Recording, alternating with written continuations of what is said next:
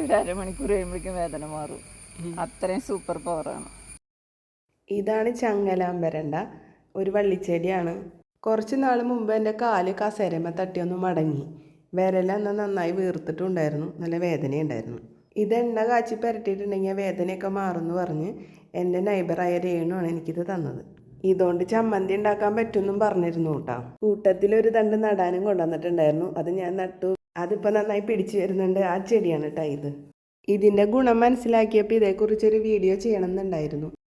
അങ്ങനെ ഇരിക്കെ ഞങ്ങളുടെ റിലേറ്റീവായ ശാന്തി ചേച്ചിയുടെ വീട്ടിൽ വന്നപ്പോഴാണ് ഇത് ഇവിടെ ഉണ്ടെന്ന് മനസ്സിലായത്. അങ്ങനെ എടുത്ത വീഡിയോ ഉണ്ടത്.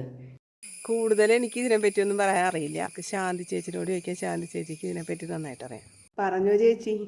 ചമ്മന്തി പൊടിക്കാൻ കൊണ്ടുപോയിട്ടുണ്ട് ഇവിടുന്ന്. അതെ, ഇത് ചമ്മന്തി പൊടിച്ച് കഴിക്കണോണ്ട് എന്താ ഗുണം? എന്താ പറയുക, എല്ലുകൾക്ക് ആരോഗ്യം. ഇതിൻ്റെ തണ്ട് എണ്ണ കാച്ചി പുരട്ടിയ വേദനകളൊക്കെ മാറും.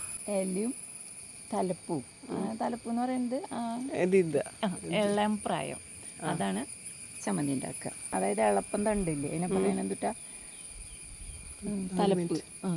തലപ്പാണ് ചമ്മന്തി ഉണ്ടാക്കുക. അത് എല്ലുകളുടെ ആരോഗ്യത്തിനാണ് അത് ഗുണം ചെയ്യണത്. എണ്ണ കാച്ചി പുരട്ടിയ എല്ലുകളുടെ വേദനയും എന്താ പറയുക, എന്നിട്ട് വേദന, കൈവേദന, കാലുവേദന ഒക്കെ പറയില്ലേ, പുറം വേദനയൊക്കെ, അതൊക്കെ മാറും, സൂപ്പറായിട്ട് മാറും.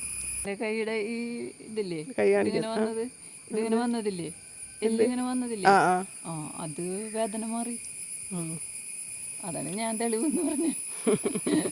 പിന്നെ പയറ് പൊട്ടിച്ച് പയറ് പൊട്ടിച്ച് ഔഷധിയാവില്ലേ, അപ്പൊ ഇത് വെറുതെ ഇങ്ങനെ ഇവിടെ ഇങ്ങനെ വെറുതെ പരട്ടിയാൽ മതി. വേദന നാളെ രാവിലെ ഉറങ്ങി എനിക്കുണ്ടാ പരട്ടി ഒരു അരമണിക്കൂർ കഴിയുമ്പോഴേക്കും വേദന മാറും. അത്രയും സൂപ്പർ പവറാണ്. ഒടിഞ്ഞോടത്ത് എണ്ണ കാച്ചി പുരട്ടി കഴിഞ്ഞാൽ മുറി കൂടുന്നാണ് ശാസ്ത്രം പറയണത്.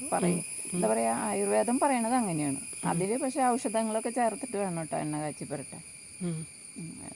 അതിന് പിന്നെ എന്താ, നെയ്യിൽ ഇങ്ങനെ എന്താ പറയില്ലേ, കാച്ചി കഴിക്കാന്നൊക്കെ പറയില്ലേ, വയസ്സന്മാർ ഔഷധം കഷായമൊക്കെ കുടിക്കുമ്പോൾ ഉള്ളി മൂപ്പിച്ച് കഴിക്കാന്നൊക്കെ പറയില്ലേ, അതുപോലെ ഇതിനെ എത്രയും പീസ് അരിഞ്ഞിട്ട് ഉള്ളി മൂപ്പിച്ച് കഴിക്കണ പോലെ ഈ സാധനം നെയ്യിൽ മൂപ്പിച്ച് കഴിച്ചാലും ഈ എല്ലൊടിഞ്ഞതിന് ഗുണം കിട്ടുന്നു. ഇനിയൊന്നുമില്ലല്ലോ.